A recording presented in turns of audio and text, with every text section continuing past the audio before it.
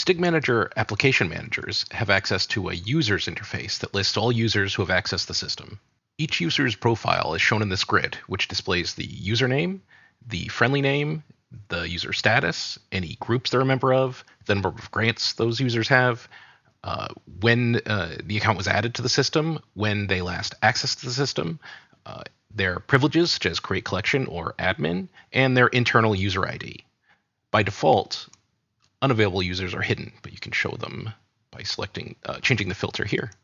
You can get more information about users by double-clicking on their name or selecting them and hitting the Modify User button. At the top here, you can see some basic information that we received from the OADC provider that is providing authentication services for the app. You can see the username, their name, their email, and any privileges they've been granted in the OADC provider. Using this interface, you can also assign users to groups. Like I can add STIGman admin here to the blue team. I can assign them direct grants by selecting here. It looks like STIGman already has access to everything, so I can remove grants by selecting what I want here, sending it over to the left. I can change their grants here. I can make them an owner. Here I can select this one, remove their grant, and then select them again, give them a different role. I'll give them full in this collection. And there we go.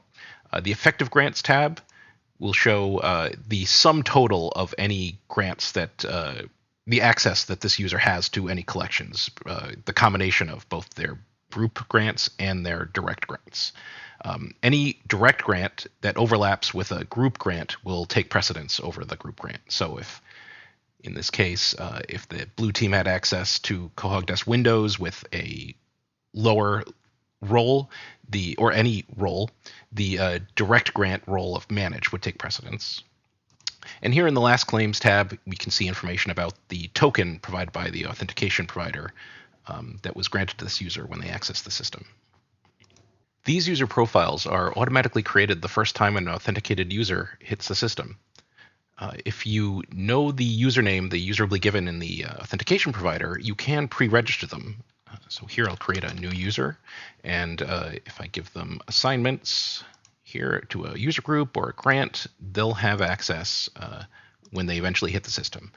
But if you do this, this username must match exactly the username they will be given from the authentication provider. You can unregister users by selecting their name and hitting unregister here. If they have accessed the system, a record will be retained for attribution and auditing purposes, but all of their grants and group membership will be removed. So here I can unregister them, and they have lost their group and their grants. But here, this new user, since they've never accessed the system, if I hit unregister, they will be removed entirely. If you don't want a user to access the system anymore, but they still have an account in the OADC provider, you can remove their grants and group membership and set them to unavailable using the Set Unavailable button. This will remove the grants and groups for that user and will prevent them from being displayed as possible candidates for grant membership or being assigned to groups in the other interfaces. By default, unavailable users are hidden, and you can show them with this filter, and there you can see they're unavailable.